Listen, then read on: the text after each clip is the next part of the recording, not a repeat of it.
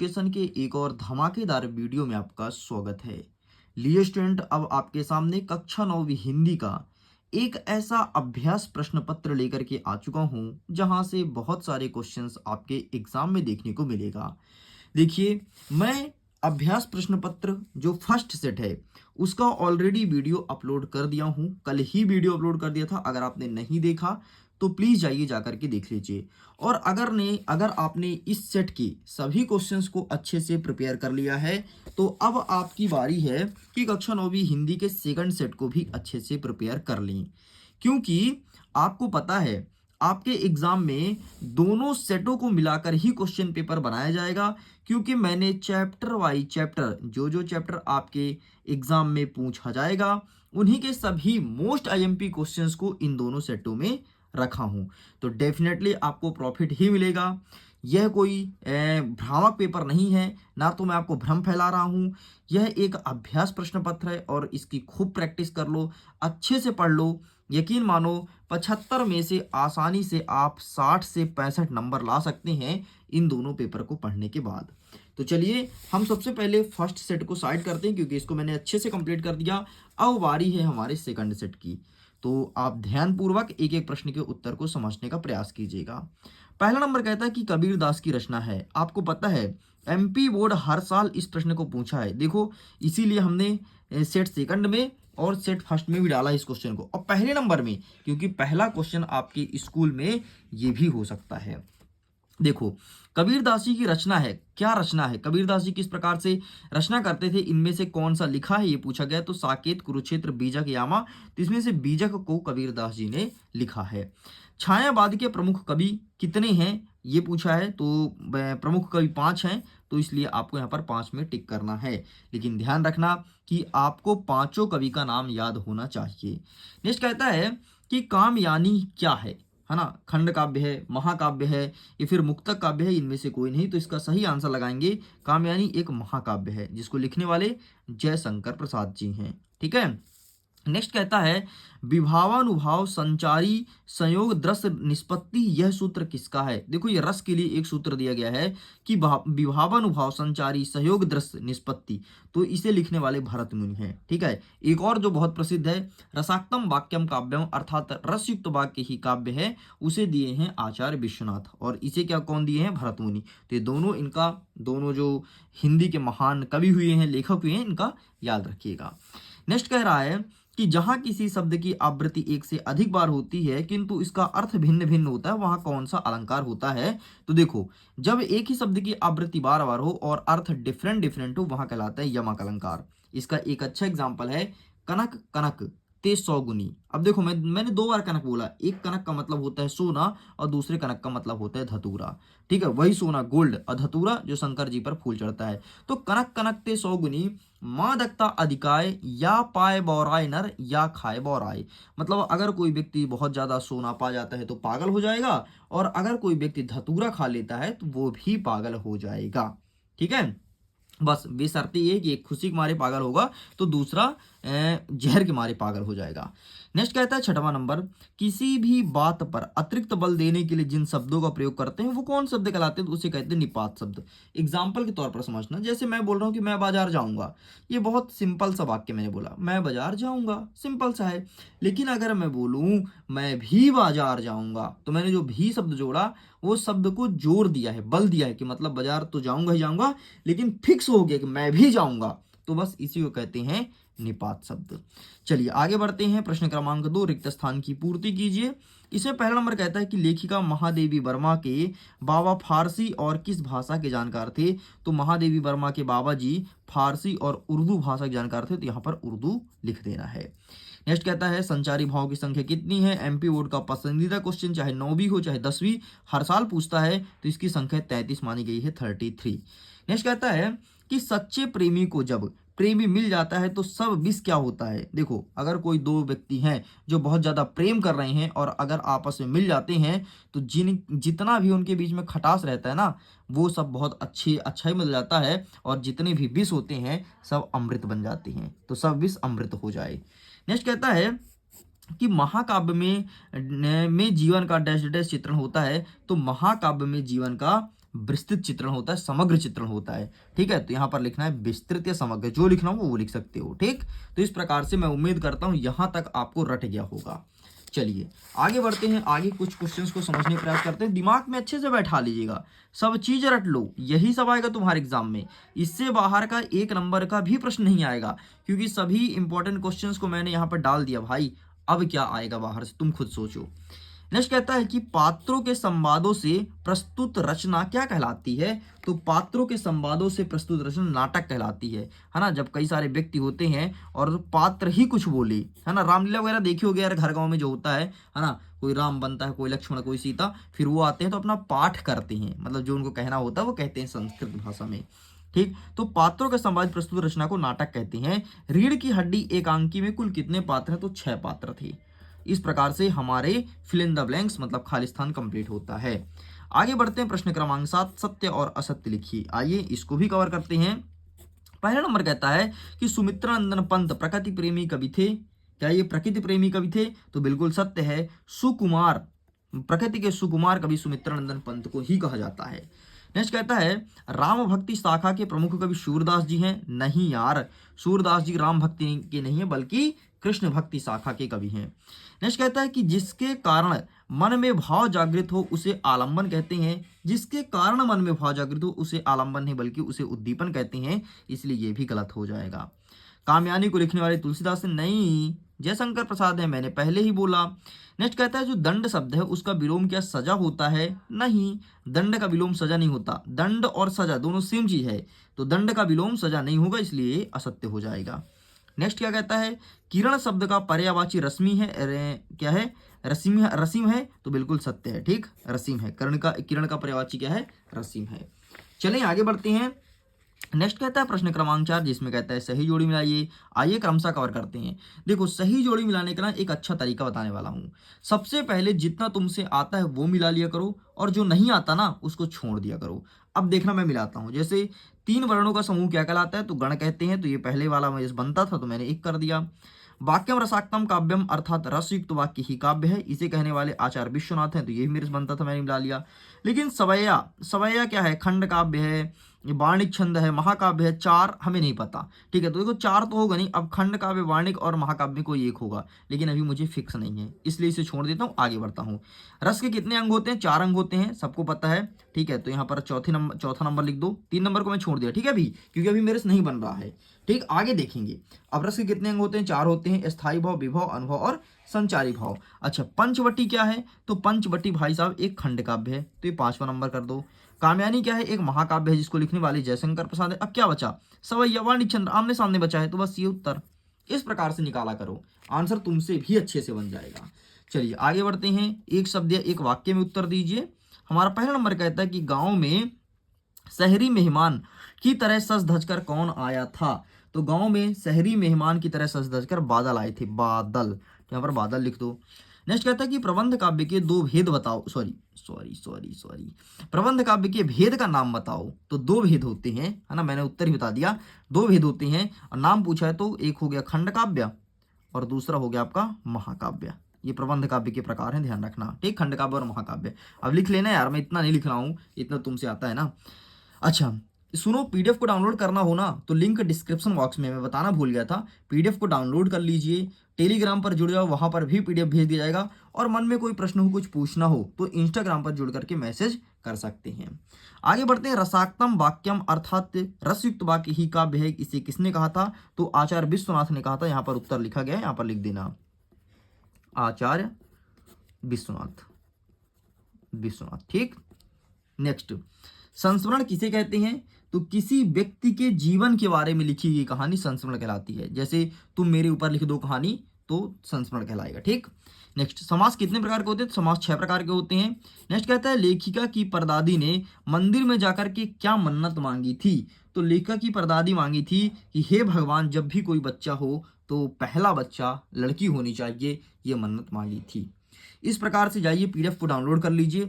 बढ़िया, आप पीडीएफ को डाउनलोड कर सकते हैं आसानी से, लिंक डिस्क्रिप्शन बॉक्स में दिया गया है। तो हमारा 6वां नंबर कहता है कि निम्नलिखित शब्दों का अर्थ बताइए। अपवाह, अपवाह मतलब होता है कि गलत जानकारी फैलाना। ठीक है, नेक्स्ट कहता है सुहाग, तो सुहाग का मतलब होता है सौभाग्य।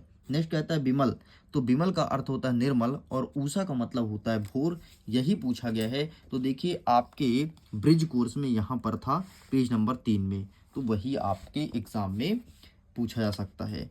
नेक्स्ट हम अथवा में की बात करते हैं, तो समान तुक वाले शब्द को लिखिए, जो समान है वैसे शब्दों को लिखना है। 1 सेकंड। अब देखो यहाँ पे लिखा है कहर, कान, रात और मकान, तो इसका आंसर आपको मिलेगा यहाँ से। ठीक है, कहर का हो जाएगा नहर, कान का हो जाएगा मान, रात का हो जाएगा बात और मकान का हो जाएगा दुकान। इस प्रकार से आपको लिखना है, क्योंकि यह क्वेश्चन प्रीवियस ईयर में पूछा जा चुका है। आगे बढ़ते हैं प्रश्न क्रमांक 7 की तरफ। इसमें कहता है कि कुछ शब्दों के आपको तत्सम और तद्भव को अलग करना है। ठीक है, जो सम्मिलित है उसे अलग करना है। तो आइए हम पहचानते हैं कि कौन सा तत्सम है, कौन सा तद्भव है। तो देखो इसके लिए हम आंसर भी आपको दिखा देंगे, जैसे हस्त, मिट्टी, गीत, स्वप्न, मृतिका, चंद्र, समुद्र, झरना, हाथ और सपना। ठीक, इतने शब्द दिए गए हैं, तो ये मैंने छांट के यहाँ पर अलग से लिख दिया है।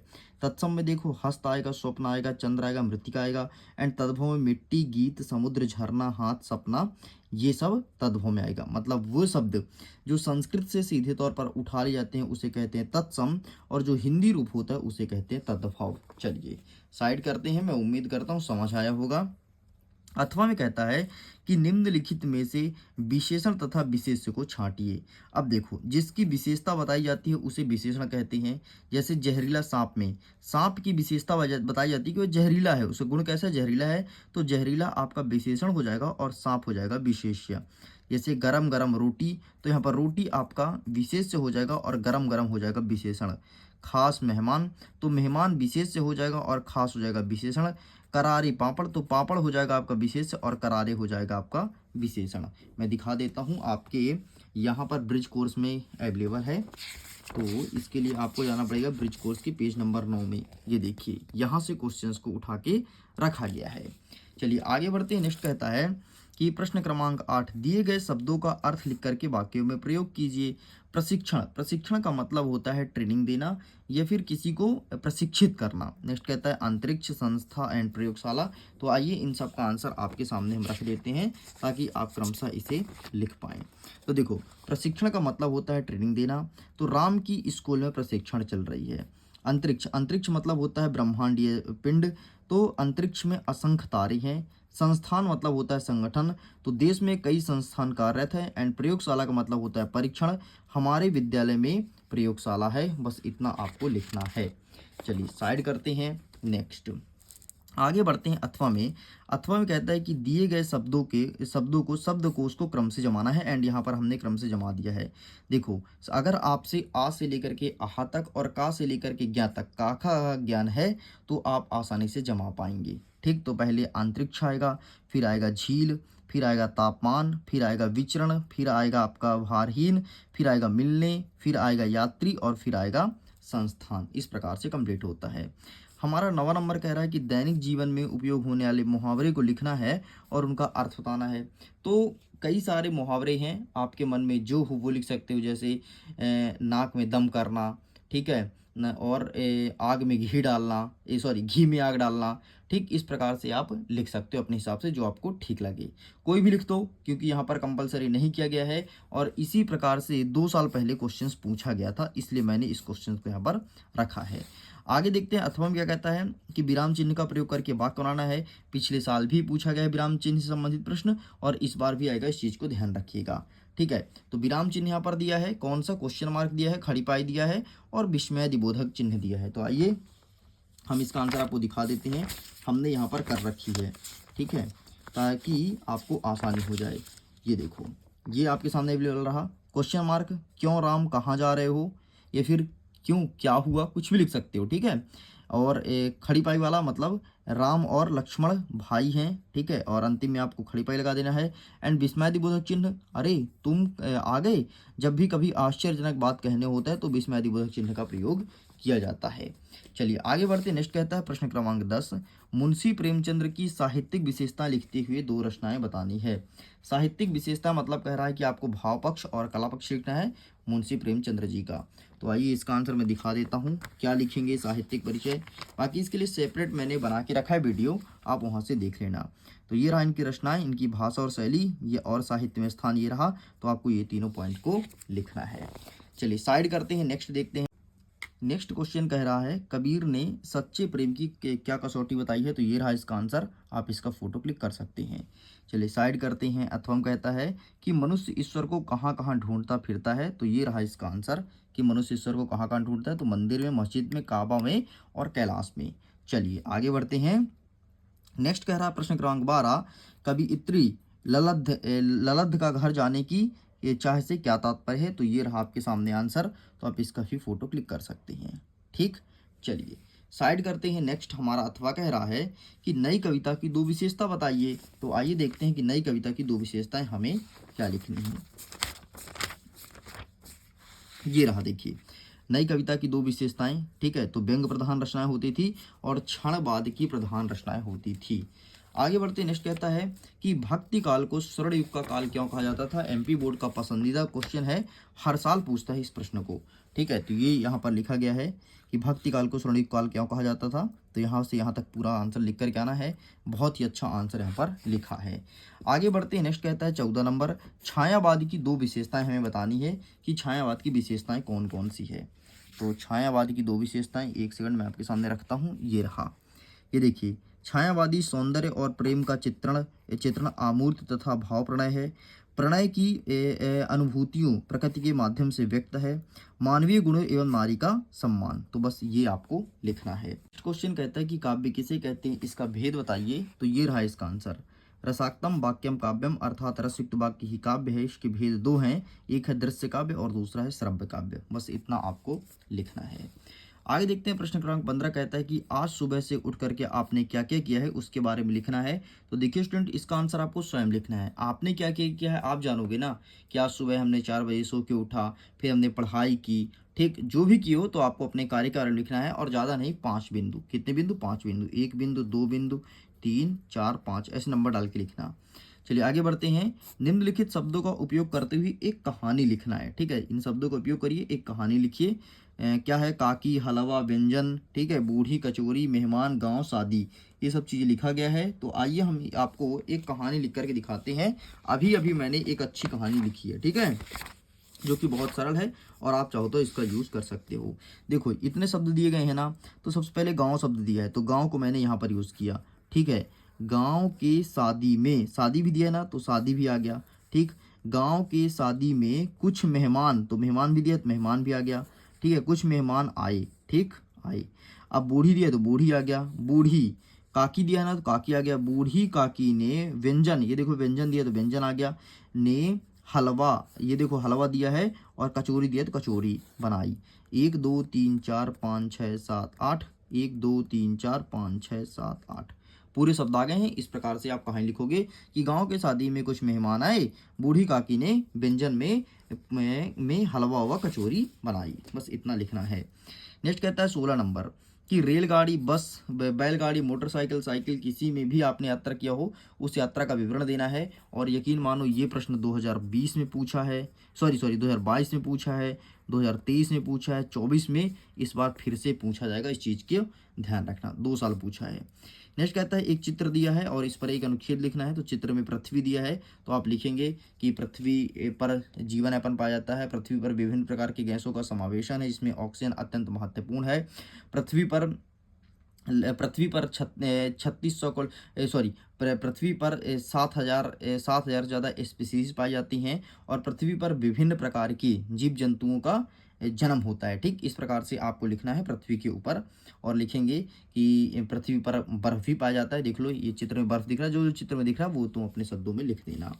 आगे बढ़ते हैं 17 नंबर, दिए गए कथन में से किसने किसको कहा, क्यों कहा, कैसे कहा, कब कहा कि यह अनुशासित जीवन जो उनकी दिनचर्या की हर गतिविधि में झलकता है।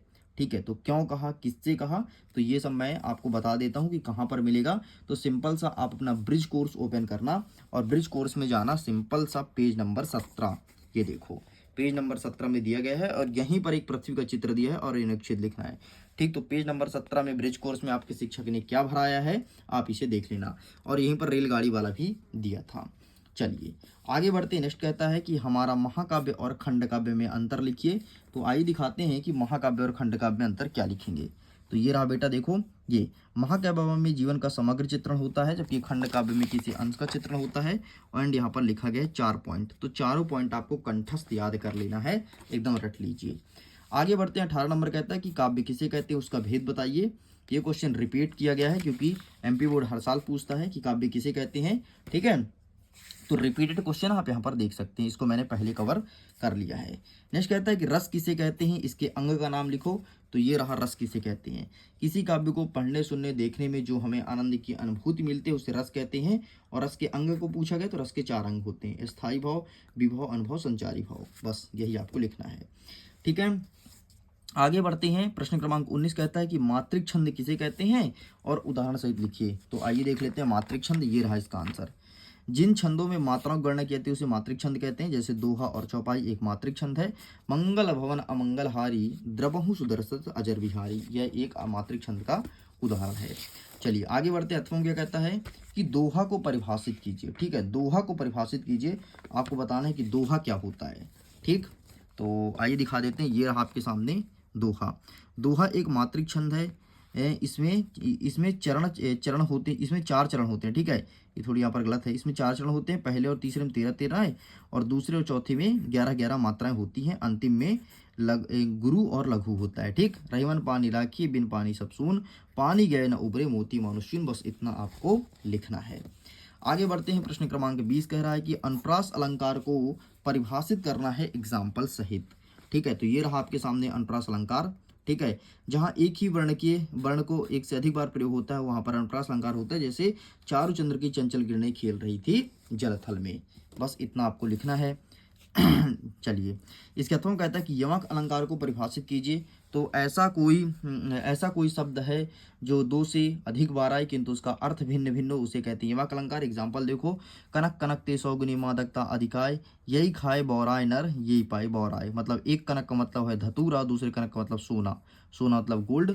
और जब भी कोई व्यक्ति धतूरा खा लेता है तो पागल हो जाता है, और अगर बहुत ज़्यादा मात्रा में सोना पा जाए तो पागल होना फिक्स है, ठीक है। चलिए आगे देखते हैं। प्रश्न क्रमांक 21 नंबर, गद्यांश कुछ भी आए, गद्यांश को सॉल्व कैसे करते हैं। ये गद्यांश आपकी परीक्षा में नहीं आएगा, इस चीज़ को ध्यान रखिएगा, क्योंकि सभी स्कूलों में सभी जिले का अलग अलग क्वेश्चन पेपर है, तो सभी जगह अलग अलग देखने को मिलेगा। हमने भी मॉडल के तौर पर एक गद्यांश को यहाँ पर डाल दिया है। देखो, हकीकत में किस्मत किसे कहते हैं। तो पहले क्वेश्चन पढ़ने से पहले गद्यांश को पढ़ लेते हैं, ठीक है।